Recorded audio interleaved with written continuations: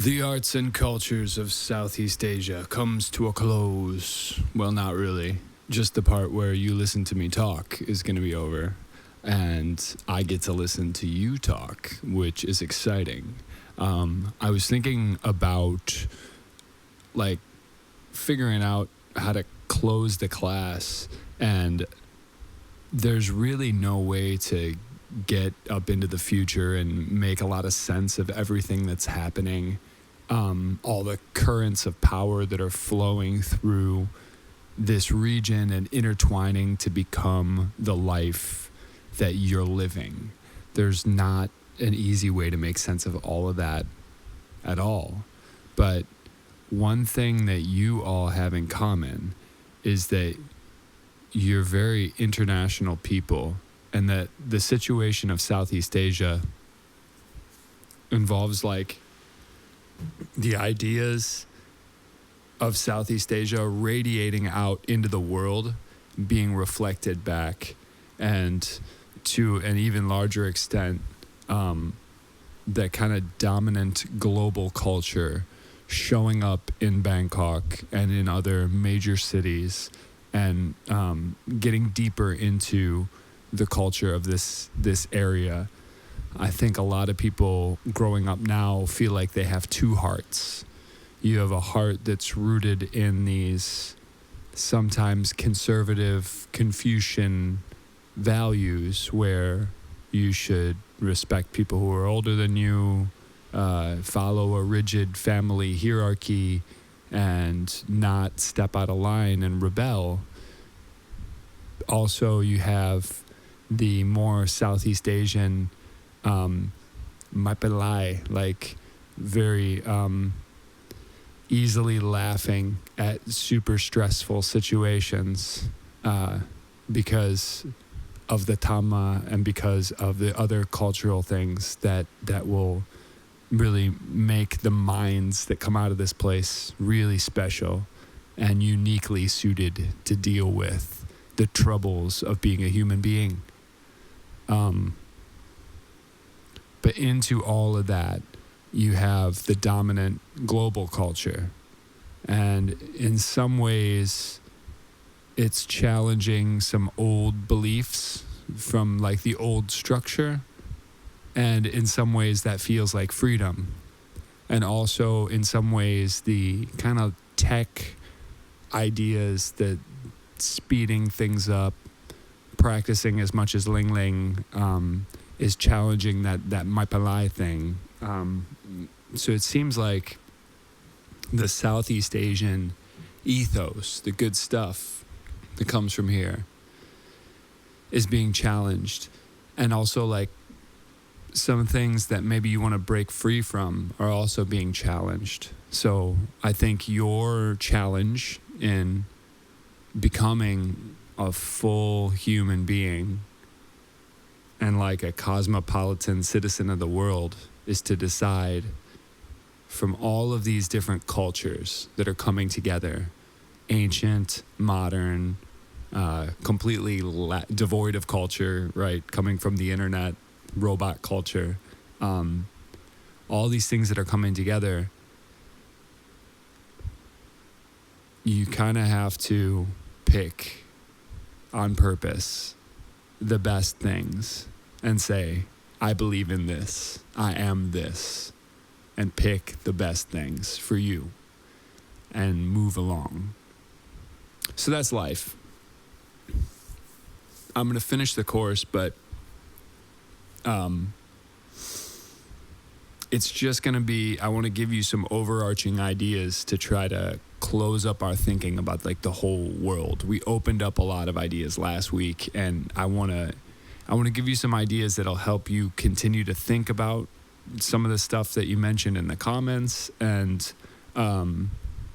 just kind of make sense of the world in general. So I want to give you some overarching principles of culture.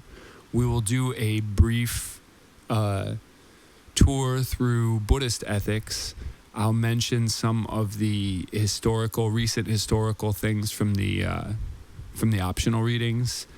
And mostly, I just want to give you a picture of the world that got us here and I'll do it kind of at light speed. And here we go.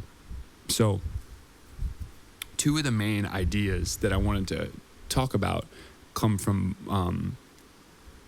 kind of a picture of how did the world get to where it is right now, the world that we all share. And two really amazing ideas have been Jared Diamond's Guns, Germs, and Steel. You see that he won a Pulitzer Prize for this. And then Steven Pinker's Better Angels of Our Nature. These are two really huge books. They're both on the level of Sapiens. They're huge books that were serious Ivy League scholars coming up with something that normal people can read. It's like as close to the truth as these kinds of people get. It's almost scientific. Guns, Germs, and Steel answers the question, why is it that European culture took over the entire world across so many like different arenas, right? Europe has dominated in so many different ways. I mean, we mentioned last week that we speak English in this class because the English Empire, the British Empire, took over the whole world pretty much. It was the largest empire we've ever seen throughout our history. Maybe Egypt was bigger back in the day and we just didn't know about it. Maybe they're aliens, man.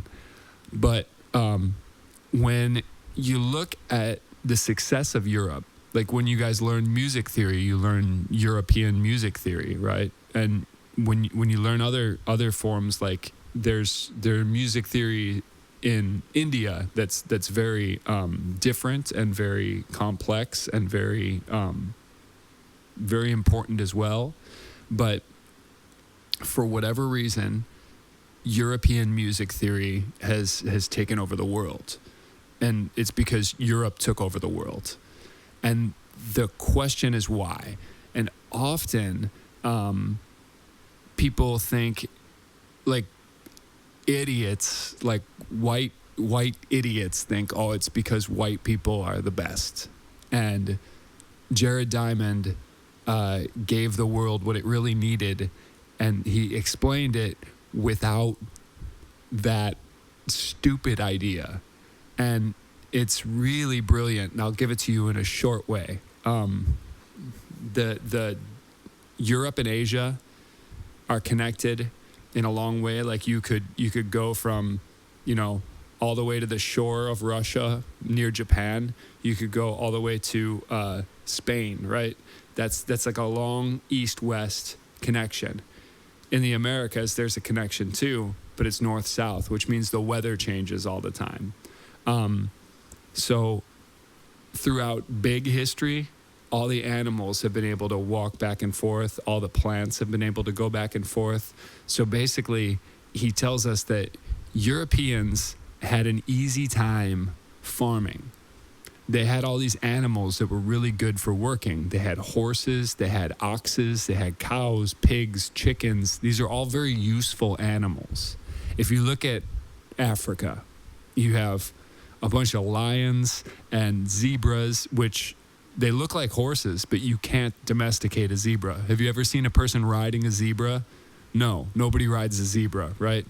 So he says that the Europeans started out with a bunch of advantages. And the first ones were these animals. The animals were so easy to tame, and they were so useful, so helpful, that European society was able to get a head start because farming was so easy for them. They were able to make steel faster because they had more people not thinking about making food. They had more people thinking about science and moving society ahead. And since they were able to do this faster, they hit that point where they got better technology faster than anybody else. And then they took off on the boats and they were able to go explore the world. And when they did explore the world, they found other cultures had not advanced technologically. when they showed up in the Americas, the Native Americans were running around throwing spears at bisons, and that was totally satisfying to them. They had a great life. They never even entered this devil's contract with farming, right? And farming is a way to build societies, and building societies is a way to build technology, and technology is a way to put other people under you, right? And that's what Mark Zuckerberg is doing to everybody right now, is putting everybody under him. Technology is a conquering force. So Jared Diamond explains that there's nothing special at all about Europeans, and that they were lucky to have the animals that they have. And then since they took off having the technology that they had, and having the history of fighting wars against each other, against other like semi-industrialized nations, they were able to completely destroy anybody who went to fight them, because even if the people were physically stronger, they had technique and technology, and they had the beginnings of nation states, and nation states are weapons. So they were very formidable, and they took over the entire world. And Jared Diamond says it's because they had guns, and it's not that guns were super effective. Guns were just scary. There's stories, I'll get into all this, but Jared Diamond explains that it's guns, germs like the coronavirus, not really like the coronavirus, more like smallpox, and steel, technology, and society that caused the Europeans to conquer the world. So that's an important thesis. The other one is Better Angels of Our Nature, and that's Steven Pinker is explaining that even though, we'll get into this, like Europe looks back on itself and says, we were bad, right? Europe has a lot of things in history to look at and say, we were bad. We did this, that was bad. We did this, that was bad. We did this, that was bad. We did this, that was bad. And it's because Europe has grown up, and we're out of that evolutionary kill or be killed mentality. And instead we've moved on to let's be good to each other, and let's try to build a good society. And so when we read history, we see just a history of really bad things. And it's very easy to think that we are evil and horrible, and we're moving more and more towards bad things. But Steven Pinker wrote this book where, and he had a series of talks too, where he has all these graphs talking about violence, and he explains how violence is going down in like a million different ways. And I'll link to his talk too, because it's really amazing. It's a really amazing thesis. And he says even with World War I and World War II, the percentage of people who are involved in violence becomes less and less and less and less over time. And this globalization thing is nasty in a lot of ways, but if we can get the great powers to not fight each other, if we can get people to talk instead of fighting wars, if we can get people to argue democratically instead of, raising armies against each other, this is a good project. The whole project is actually good, and it's not perfect, and it's not guaranteed to continue, but violence has gone down, and he says it's allowing the better angels of our nature to prevail. It's a quote from Abraham Lincoln. Abraham Lincoln was the president who fought the Civil War and then got rid of American slavery. So these are the two ideas that should run through this, and now I'm going to start flying. So European society gets a lot of credit for having gone through an enlightenment. But what was the learning curve like? And this is something that people will say when they talk about like cultures that do human sacrifice, or cultures. There are many cultures. If you look at a culture that's not in the light of the international community, you go off into the forests and you try to find somebody who's hiding away from the international community. You look at ancient culture. There are some ancient cultures that are still around today that we can see. Some of them do things that are really beautiful and we're nostalgic about wanting to keep them. But some of them do things that are really, really bad. And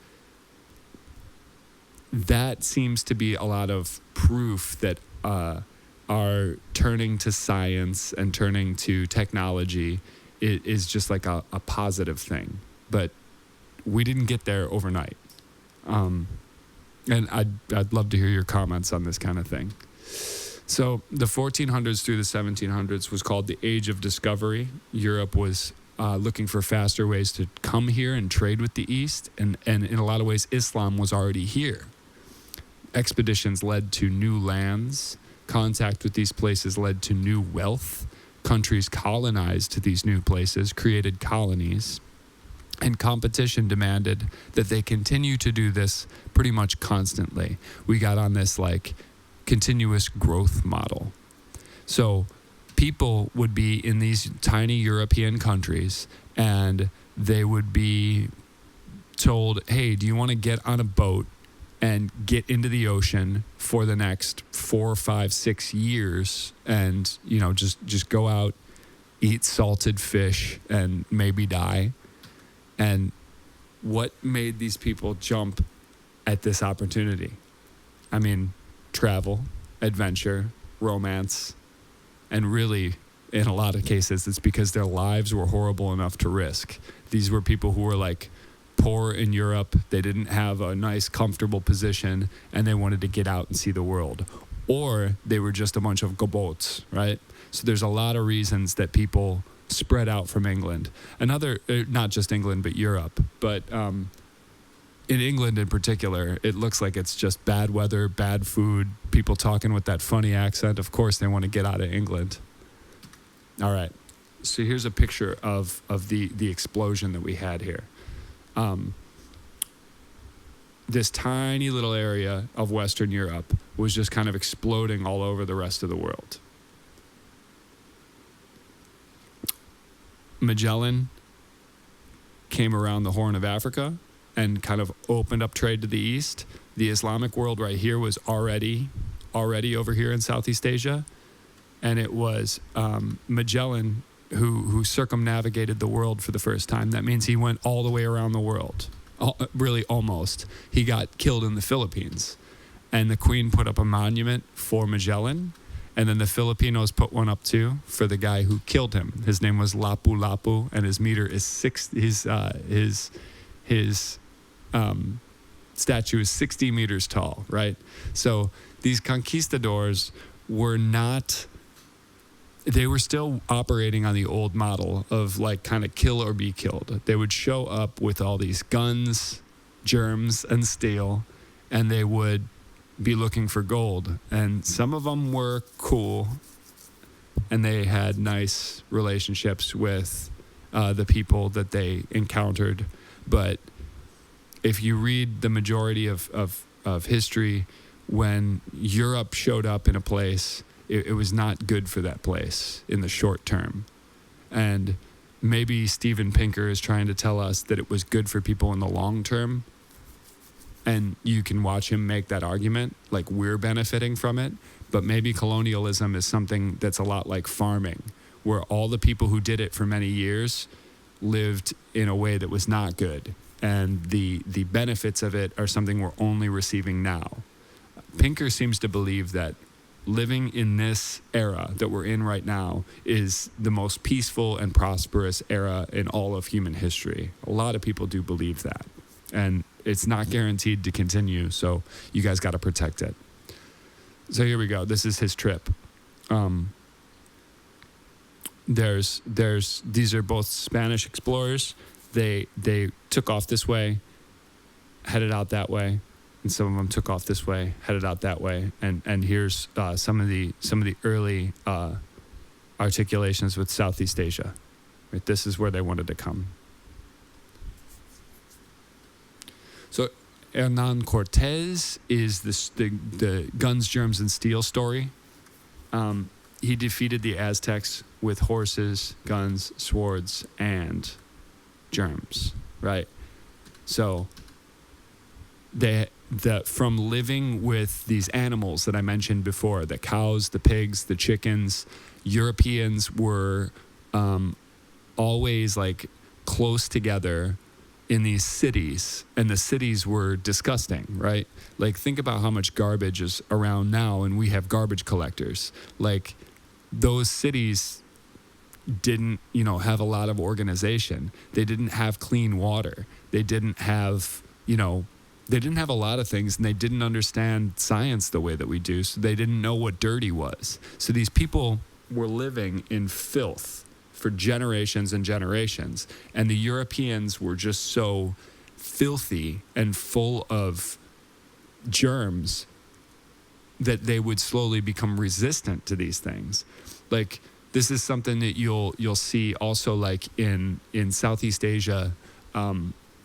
People will eat in these markets where the meat is not really refrigerated, so a lot of bacteria will grow in the food, because the food sits out, and a lot of bacteria will grow on it. So when Europeans will refrigerate everything. We're just crazy about that, refrigerating everything, and like especially Americans. And I think it's because if you get sick in a restaurant, then you call a lawyer, and then you sue the restaurant, and you get money. Like, Americans are crazy about suing everybody.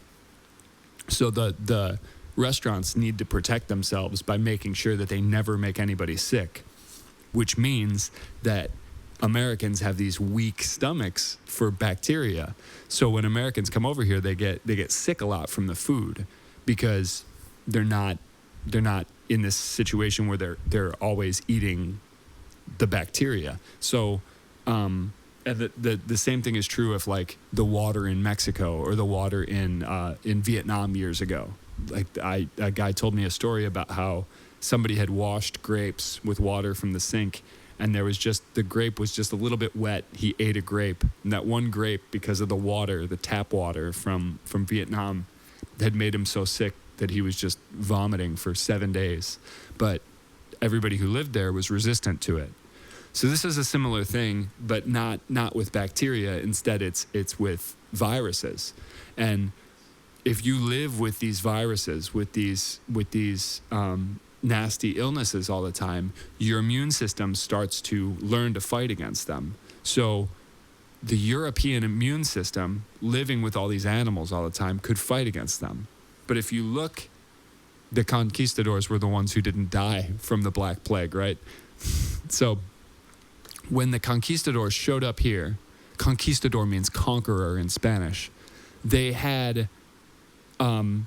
were just so filthy that when they touched the people here, when they shook their hands, they got everybody sick, and horrible diseases just spread through and killed everybody. So the reason is, in the Americas, there was very little farming, because they had these giant animals, and they would go and they would just take down one of them and eat. It was like an entire department store. Like, you could use their bison.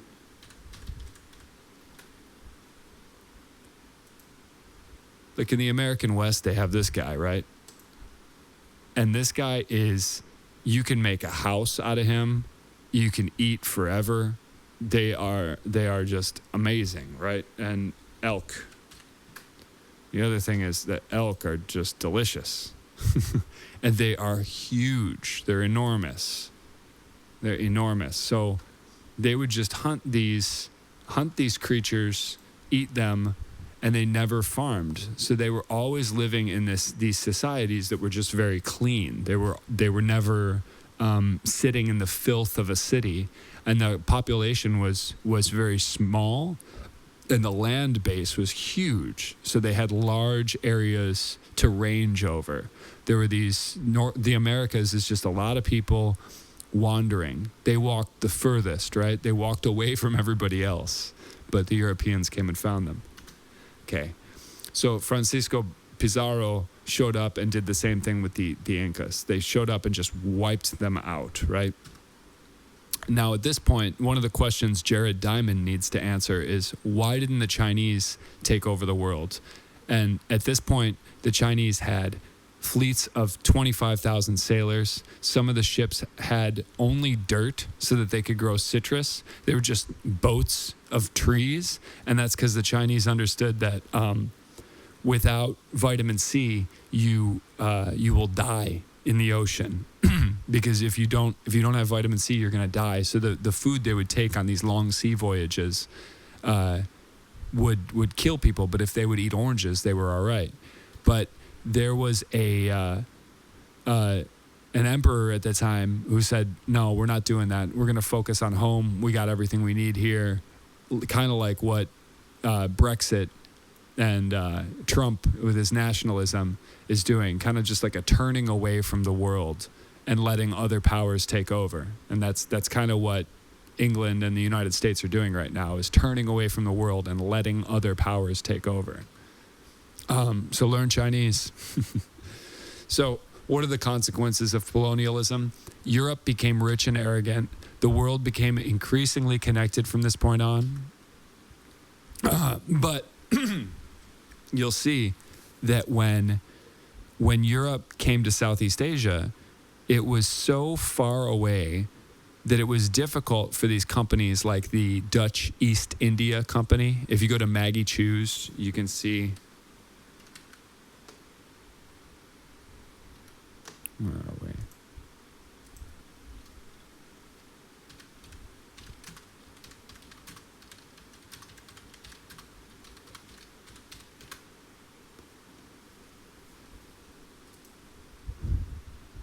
It should say, where is that? Yeah. You see up here, the East India Company, right?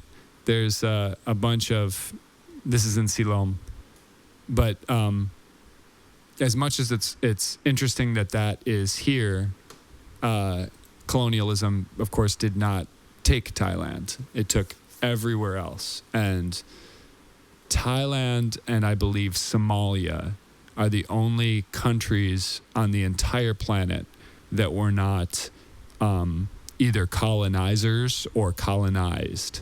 Thailand did grab some territory during some of the wars, but that was not colonialism. That was an expansion of borders, and there's like contested territory throughout history where these borders were moving back and forth. And it's not the same thing as colonialism, where you take a faraway land and you say, you guys got to pay taxes to us. We're the real country and you're the colony, and you send us things. They had territories. They were proper territories. So Thailand was neither a colony nor a colonizer, but everywhere else was wrapped up under the thumb of Europe. Okay. So politics in the liberal arts is kind of funny. In before 1960, you had this idea of these conquistadors. Look at this funny dog. As these heroic figures rolling out and exploring the world and helping, nationalism spread. And then, so historians up until the 1950s portrayed European imperialism positively, right?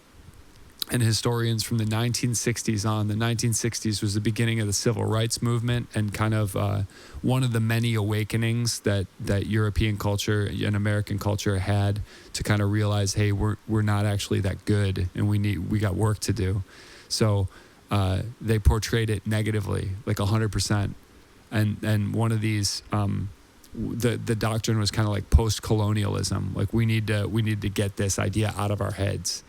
And Howard Zinn wrote a book called The People's History of the United States, and then also I believe he has a People's History of the World, and it tells the stories of colonialism from the point of view of the conquered people, watching these technologically advanced colonizers roll in and just smash through their army, and watching these people who were like the dregs of society, just criminals in Europe who had bad lives, running around trying to get gold. And they're like, I don't know what gold is. I don't know why you think it's important. And we don't actually have any of that stuff. We have a little bit of it, but we don't know where more is. And they just really terrible stories.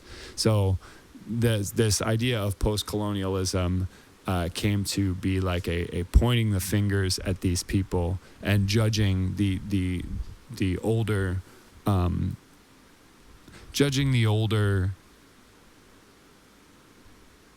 story by the ethics of the new story, right? Now we wouldn't show up in another place and conquer it and take all their resources. That's just not what we do anymore.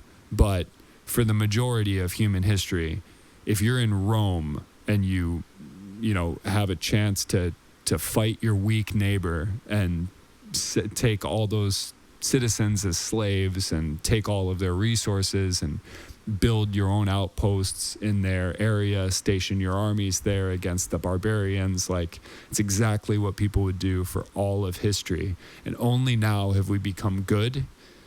And so these scholars since the 1960s look back on this imperialism, this colonial vision, and say, these people are bad. And it's interesting because it's the moment where they were still operating under this old run around and conquer everybody idea. And they had not yet woken up to be, under the ethics that we have now, universal human rights. And it's been like kind of a slow process. But if you believe Steven Pinker, the process has been towards humans getting better. And if you believe that, that's up to you.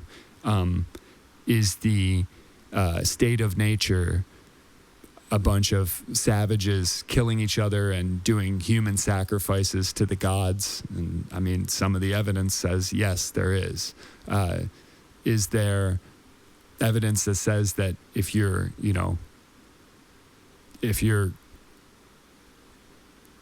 there's a lot of ways in which that old way is very dark. And then there's some ways in which it's beautiful. It's up to you whether you accept it or not. But of course, I would tell you to not accept 100% of the future and try to keep some of the old because some of it's good. All right. So right around this time, the Europeans had a lot of dumb ideas in their head. And one of them was called the white man's burden. And this is, you see up here, there's civilization, right? And they're trying to carry all of these uncivilized savages up the mountain from ignorance and oppression and barbarism and superstition up towards these high, goals. And this is England and America taking everybody up to civilization. So this is in Pinker's view, you can see how it looks like this is like a legit goal and it's a good thing, but the majority of it just looks like hilarious, stupid, racist ideology. And so this is a complicated idea because the end of it seems to have been, you can spin it and say that it's ultimately positive for humanity, but when you look at this is just a horribly racist, stupid idea is what it looks like, And in a lot of ways, it's smart to just let every culture just be. But one of the criticisms of this cultural relativism is that if you let every culture be, some cultures treat their people really horribly, particularly women. If you are born a young girl in a society that is not modern, chances are your opportunities for freedom are not going to be great. And I've read some people who fight against that, but I think it's pretty obvious that if you're in the modern global culture, there's more equality among genders. There's more opportunities for different people, like the contemporary global society is trying to make the world, more equal for people. Like it that seems to be true to me, as opposed to traditional societies. Traditional societies seem to be very comfortable with the idea that some people are born lucky, some people are born unlucky, and let's go ahead and enforce the luckiness of the lucky people and enforce the unluckiness of the unlucky people. Up to you. I put this up because it's supposed to be hilarious and offensive. Okay, so there's a lot of this stuff that's coming out here. Here you can't really read this because my face is in the way, but the white man's burden, the first step towards lightning, it's ridiculous. But going out and giving everybody technology, democracy, capitalism, that's kind of the way that it continues throughout the 20th century, and Christianity. And there were a lot of missionaries that came over here spreading religion. And in Southeast Asia, in the Philippines, they were very successful in spreading Christianity. And in the island nations, Islam was very successful. But in the non-island nations of Southeast Asia, other religions have not been very successful. The older traditions hold. And this, you can say it's not an accident, and we'll get into that, that there was a lot of things done intentionally in order to stop Christianity from coming in and replacing Buddhism. And the government worked to strengthen nationalism and Buddhism, particularly here in Thailand. We'll talk about that a bit. That's you can read that in the optional readings. There's moments where they talk about how they made the Tamayut the legit Buddhism. Here, let's see what we got here. Give me 1 second.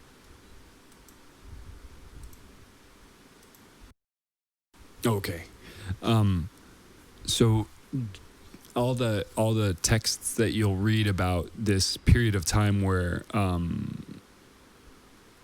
Thailand was resisting the colonial powers, which were at their height. Like Europe had claimed almost the entire world. Like there was a moment where Europe just had everything. The other Asian powers were not expanding, and they were kind of witnessing the explosion of European culture onto the world. And this was kind of like mid 20th century, early to mid 20th century.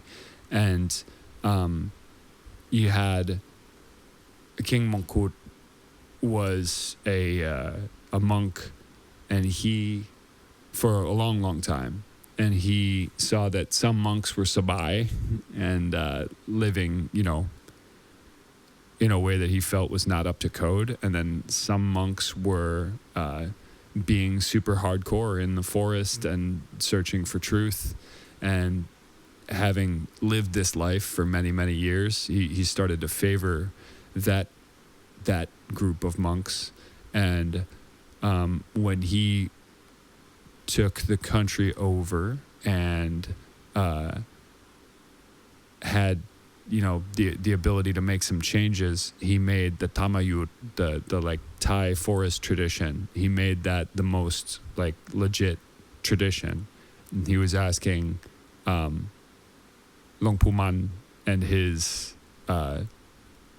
his inner circle of teachers, many of whom were believed to be arahants. They were people who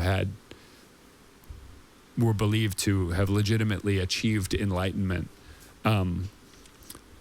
He was asking them to be the kind of like the Buddhist heroes of the country and go out and take up teaching posts, kind of like academics would be, and hold off the wave of Christianity that was sweeping in, because missionaries are very, very common throughout the 20th century and even now. there was a story of these people who live on an island. They don't want to be talked to by anybody, and some Christian missionary took a boat over there to try to bring them Jesus, and they rejected this offer. That I saw that in the news about 6 months ago. But there's still a lot of people. It's so common that they make a lot of they make a lot of jokes about this, and it's one of the reasons that Christianity and Islam are so successful, is that they are obliged to try to spread their religion, and so these kings saw that coming, and they both worked to strengthen Buddhism. And I don't know if this is true, this is up to you, but it seems like they did it by taking the most legit version, the best, the strongest version of Buddhism that they had, and elevating the right heroes, which is, it's rare that the government does anything right, but it seems like the government did something right there, and they solidified the culture by taking the best of their Buddhism and trying to like push that to the top and say, hey, these are our heroes of our religion. You guys need to listen to these people and pay attention to them. The thing about the Tamayut monks, though, is they had become enlightened by meditating in the forest, and no government was going to be able to stop them from meditating in the forest and doing their things, because they were enlightened and they were not, interested in the kinds of things that Kshatriya are interested in. They were more in that Brahmin, like, ultimate truth thing, while kings need to be fighting against colonial powers coming in. So there were a lot of stories about how these two in particular were very good at maneuvering with the European powers, keeping them from coming into Thailand. And this kept up for a lot of years. And even throughout World War II, when the Japanese showed up, the prime minister was able to make an alliance with Japan. And as they kind of saw that Japan was no good, like World War II is really funny because it's one of those rare wars where it seems like there's good guys and bad guys. And if you see, where is it?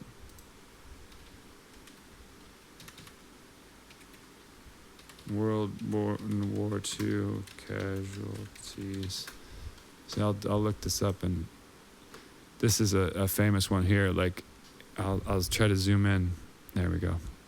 So you can see that the axis was the Germans and the Japanese, and then so they lost 13% of the total deaths, right? It's like 70 million people, 80 million people or something. And only 13% of the deaths were these soldiers. And a lot of it is because the Japanese and the German military, they were very, very good at what they did. They were very, very good at war. The Americans dropped a bomb on Japan, like killing many, many civilians. And there were a lot of bombing raids over Tokyo. There was bombing raids over Germany. Like, civilians died, but the Axis civilians, that was only 4%. The Allied military deaths were twice as many, and that would be, all of the English-speaking world plus France and Russia. Russia suffered greatly, right? And also China. So you can see up here, these are the Allied countries. These are just the Axis countries were very few, right? And they lost very few people.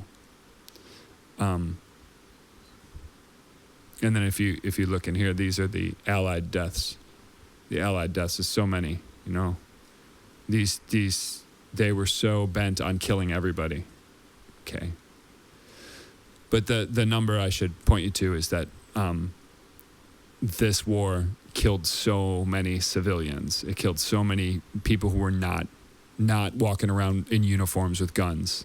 So that's kind of why World War II is seen as a war against evil, is because so many normal people walking around in plain clothes were killed by these people. And it's just seen as like a time where evil was happening.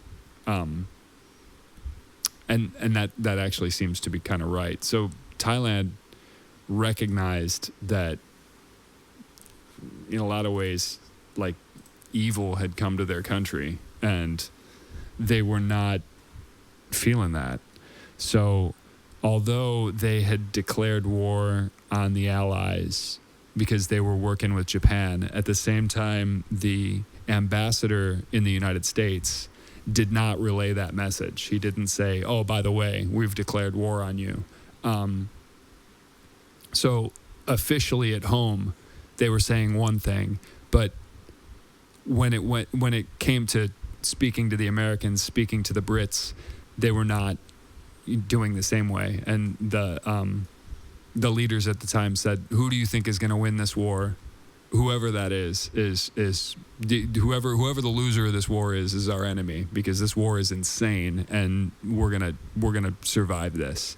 And they did. And in the end of the war, what came up was just a lack of huge damages, and it seems to be the same in the coronavirus, where it's like the other than the economy, the bad things that are happening to everybody else don't seem to be happening here. So it's like Southeast Asia has kind of like a little good luck charm. So I hope that continues. Let's move back.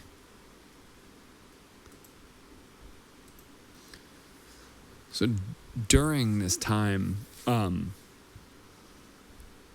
there was a period, this is not after the wars, but just kind of like during the 20th century, there was a time that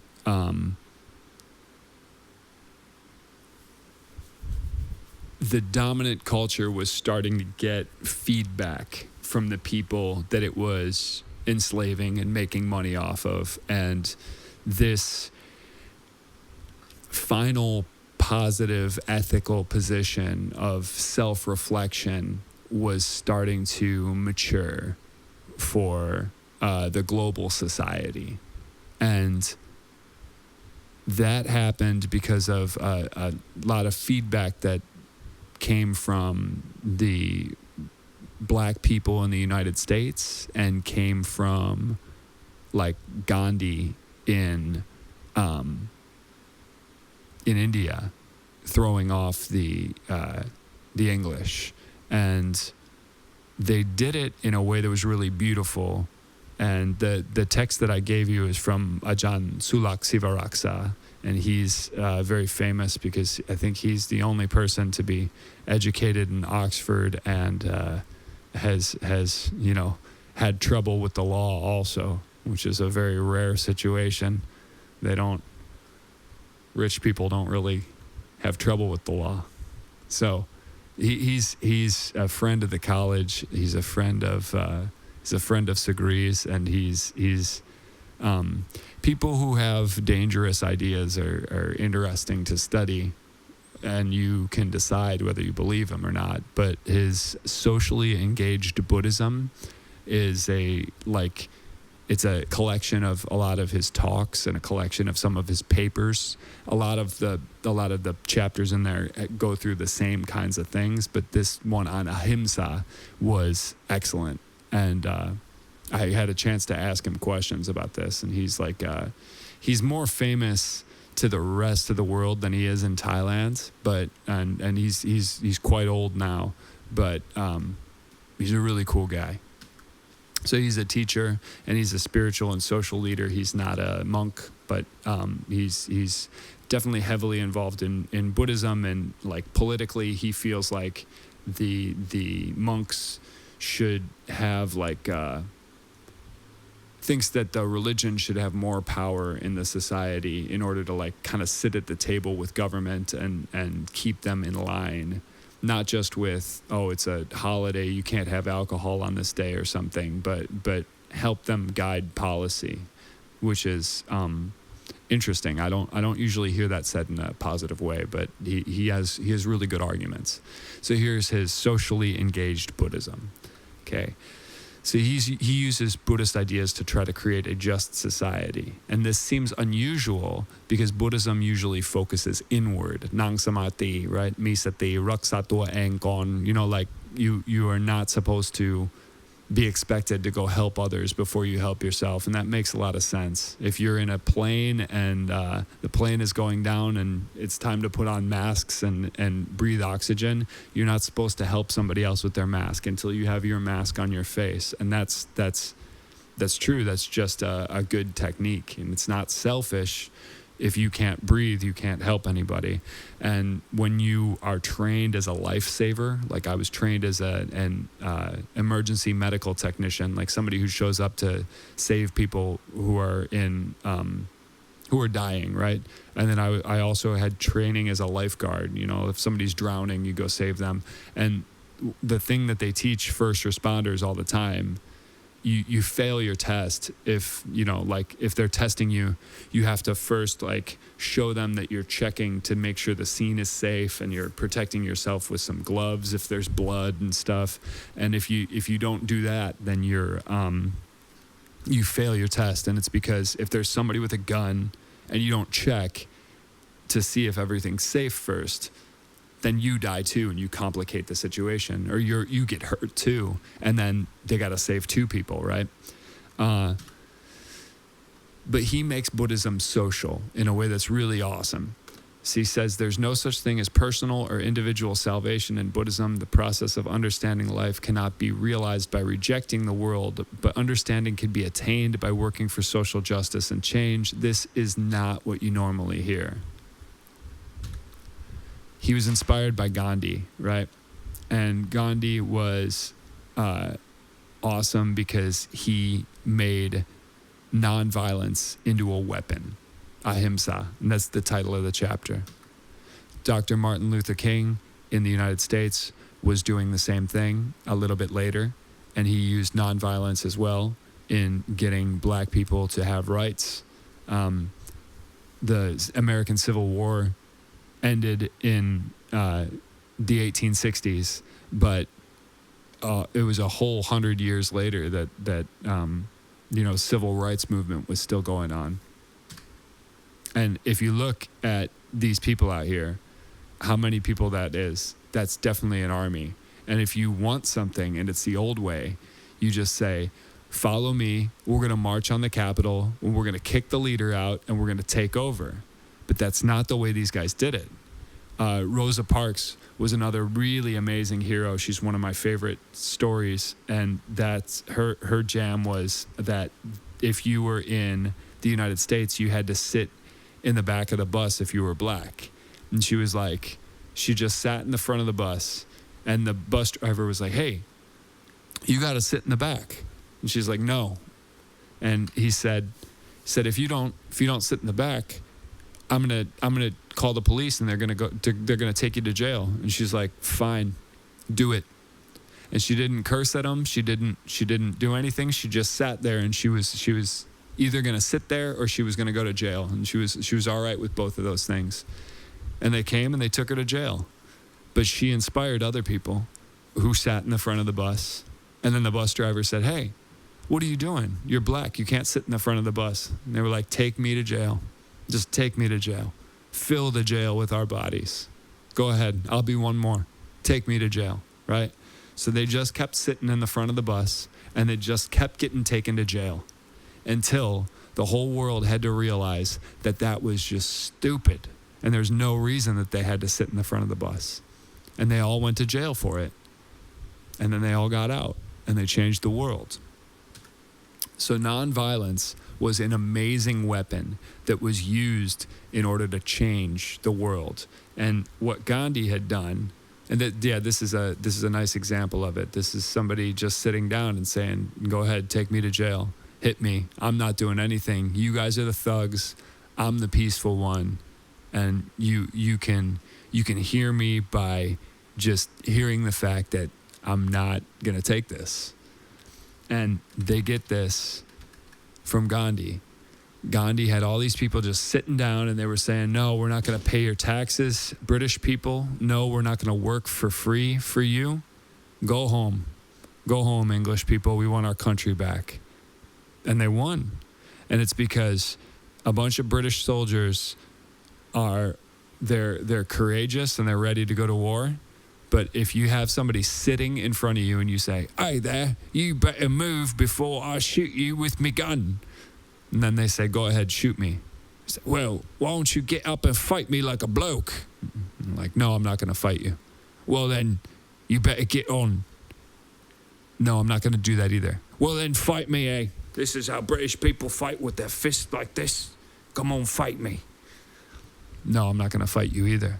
And the captains could order them to fight these people, but, you know, even soldiers, they're not going to want to do violence against people who are not fighting back, because in their heart they were good.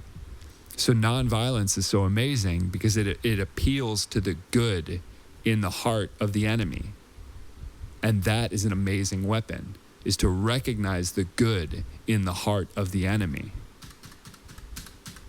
So that's what they did with nonviolence. Okay. They just said no. They didn't fight. They didn't kill. They didn't do terrorism. They just said no.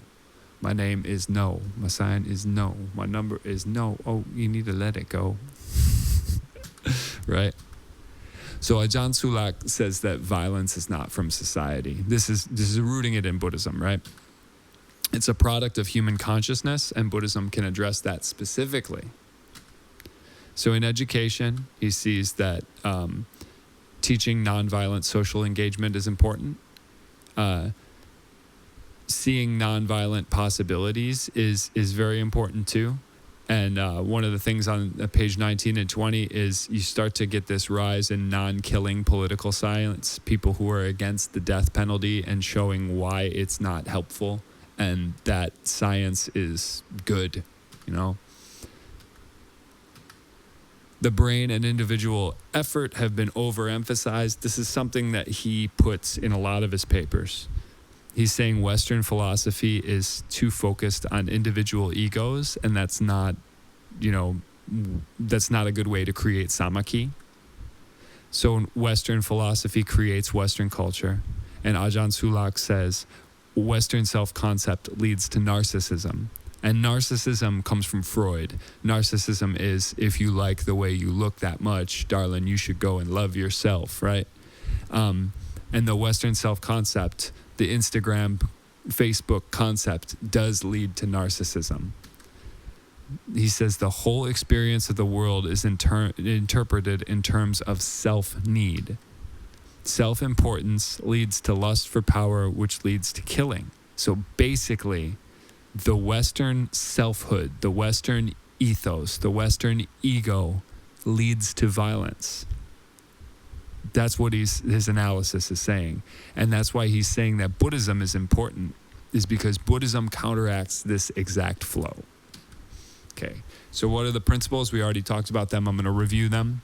Have anatta, no self, right? And it doesn't mean kill the ego or anything like that. It just means that the self doesn't exist and we should live as if the self doesn't exist. It's just a group of processes, right? Some of them are passing away and some new ones are arising. None of them are constant because anicca, right? That's the way the world is. Aniccang, put that long u at the end. Anicca is the Sanskrit, and it means impermanence. Things are always arising and passing away, arising and passing away. And these things create suffering. And if you do not expect life to be suffering, if you expect it to just be peaches and cake all the time, of course, you're going to be disappointed when your happiness starts to fade as it does. And suffering starts to arise again as it does, but that suffering will also fade. It also has these concepts of sati, right? Focus, and ahimsa, non-violence. These are important. So sati, right mindfulness, I breathe, therefore I am, is what he says back to Rene Descartes, who says, I think, therefore I am. He says the brain and individual effort are overemphasized and the breath is forgotten.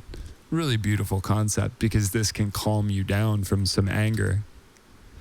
And this is one of the funny things is the question that is asked of the Buddha: if I come with you and do your thing, what am I going to do every day? And the idea is, I will still sit and stand and eat and sleep and think and do all of these things. Well, how is that different? Well, because while you're doing them, you will know that you are doing them. Sati, mindfulness. It is this mindfulness that is vital when engaging with others in the world, right? And then you won't be rooted in the small ego, quick to anger. Violence comes from us seeing the world through the eyes of I, right? The Beatles, I, me, mine. We will no longer dwell in our internal monologues and begin to engage with each other compassionately. And I think that's right. I think that it is a good recipe for a cohesive society, and this region actually proves that.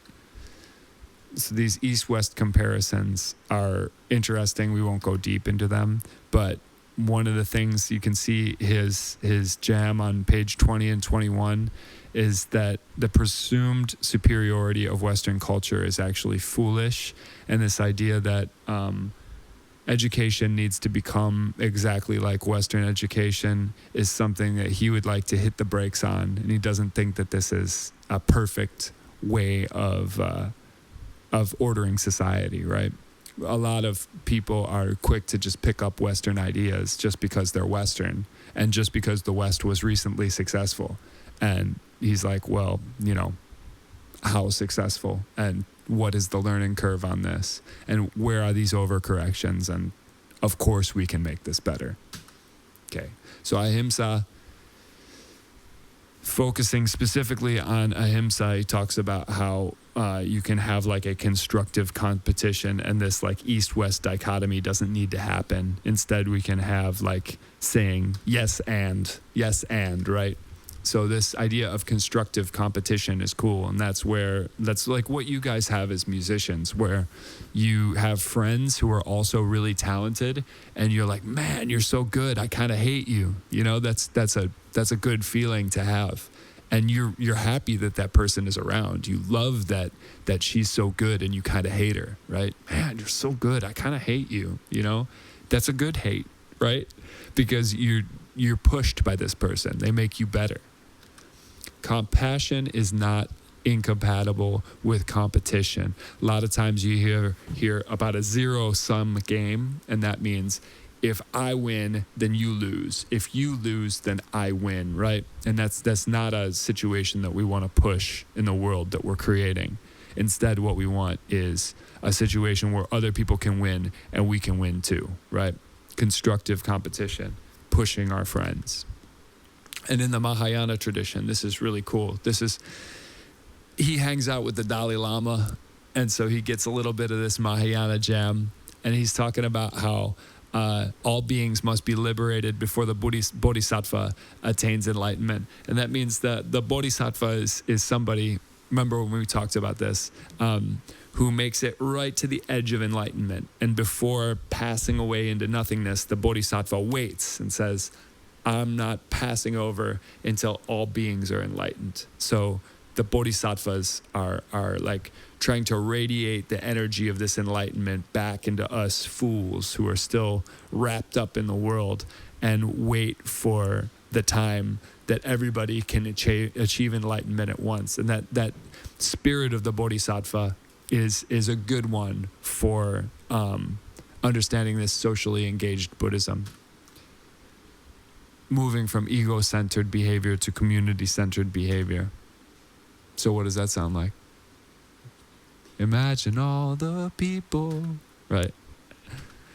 So he gets a lot from the Dalai Lama. The Dalai Lama is a special person. So he's not like a Theravada purist. He's willing to talk to Buddhists of other traditions. says forgiveness is greater than tolerance. Tolerance is like tua kai tua mon, and forgiveness is an action. And there's a lot of, I tried to give you quotes about forgiveness, and I noticed that my link didn't work. So if you guys check now, I've given you the optional material. I gave you some of the links from Buddhism Part 2. This is why I'm kind of revisiting a little bit of that. There's a Mahayana meditation. It's about 9 minutes long, and you should do that because it's good for your soul. And it's like an interesting thing. Like if you're like a strict Theravada purist and you're like, I'm not doing any of this weird New Age Falang Mahayana nonsense, then just you're welcome to not watch it. And if you don't want to listen to what he says and do it, you just want to kind of hear what it is like for your interest, just do it and eat some chips from 7-Eleven while you do it. Don't listen to what he says and follow the steps, but just listen to what it is so you know for your own knowledge what kind of nonsense Buddhism has become in the West. But that Locke Kelly is cool. And you can see if you get deep into this that forgiveness, that's from the quotes, and I can't find that again, I'm afraid. But you always get quotes that are flowing from Buddhism, like hating somebody or anger at somebody else is like drinking poison and expecting that other person to die. It's the idea that the problem is in your own mind, and it's you being angry about something doesn't really help you at all. So I understand why his project is necessary, and it's because Buddhism seems to actually be very individualistic, in that it kind of makes everything your own mind's fault. You know, like your mind is the one that's doing the suffering. If you have klesha, your mind has these things. The place where you're going to be fighting the battle and doing the work is in your mind, yours, not somebody else's. And you're not supposed to run around with the truth and give it to everybody else and tell them, you know, hey, you need to follow me. Like, instead, you just need to sit down, shut up, and breathe, you know? So it is like Buddhism is individualistic and saying like, oh, it's all on you to fix it yourself, but not individualistic in a way of being selfish. Does that make sense? You can't really nod because, you know, it's a couple hours from now. So he talks about the Chinese invasion of Tibet and trying to sympathize with the people who were the invaders. And that's very difficult to do because for the Dalai Lama, Tibet was his home, and the continuation of Tibetan culture is very important for Tibetan Buddhism, much in the way that like Theravada Buddhism is preserved by Sri Lanka and Southeast Asia. If the cultures of Sri Lanka and Southeast Asia become part of China and they say, well, from now on, we're going to be Mahayana over here, then how long does Theravada Buddhism last? We'll see, right?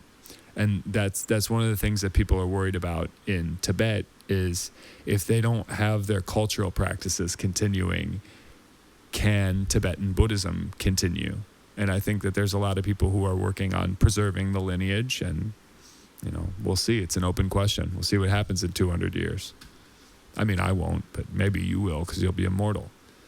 So he says that this was committed out of ignorance and delusion. I don't know if that's true. I think it's because China wants to consolidate its border and make sure that nobody can easily cruise in from India and threaten their position.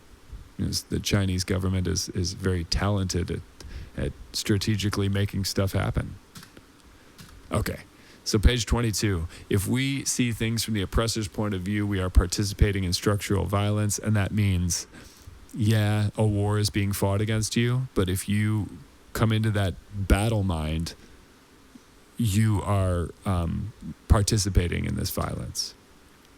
He says mainstream education makes us immune to self-understanding, which I really like. He's very critical of Western-style education, as am I, even though I'm doing it.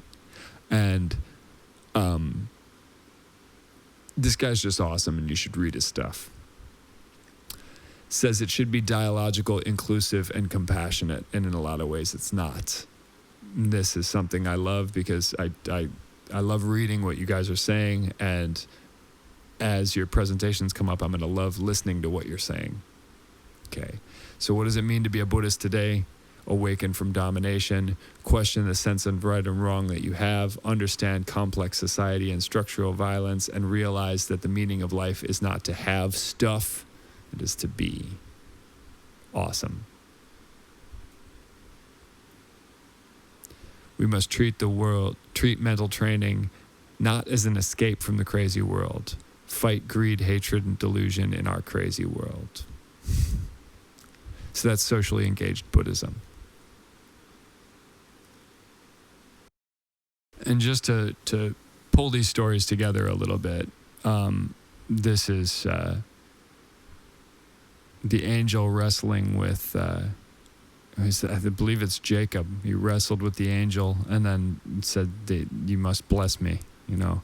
So man thinks that he's so good. But Westerners are starting to kind of believe that mankind, human beings, are bad and getting into this self-reflective state. And Westerners feel individually in the Catholic guilt, the Protestant work ethic, the personal responsibility. Here's Amy Winehouse, you know that I'm no good. But after doing all this history, Westerners kind of got to the point where they believe that mankind itself is evil. And I don't think that that's true. I mean, some days I do. And also Steven Pinker and his Better Angels of Our Nature, the idea that this whole cultural progression that we've been through is all good. I don't know if that's true either. It seems like instead what needs to happen is we take the very best of what we have here in Southeast Asian culture and use it to cure the problems that we have right now. That seems like the way. So I hope you dig it. I had a great time going through all this stuff with you, and I hope that you guys can kind of close the loop on all of history for us and bring some truth to the table and make some sense of all of this. And I really look forward to your presentations. Leave your last comment by Thursday, and then you're done with the Google Classroom, and the only thing that you'll still need is your presentation. Remember, your grades are only the Google Classroom comments. If you haven't put your comments in, go back and put them in. Better late than never, right? It's much better to be late than it is never. If you have not turned in your paper, turn in your paper. It's better to be late than never. And for your presentation, that you actually have to do on time, okay? So knock that out. If you are presenting during a time that we're canceled, I'm sorry that we won't get to talk. You got to record that and send it to me. And if you are presenting during a time that we are going to record and talk, I look forward to talking with you. 20 minutes for a discussion. If you're just doing a presentation by yourself, it doesn't quite have to be 20 minutes, though it can. Don't read the internet. Don't read the internet, right? Don't read language that is not yours. Remember that. That's the most important thing. And also, save the world. Don't forget to save the world. It's up to you. It's all up to you. You could probably save the world by just making some music. All right. I really appreciate your eyes and ears, and good luck in the world. You guys are going to be awesome, and I think you're going to save the world. Yeah. Peace. See you soon.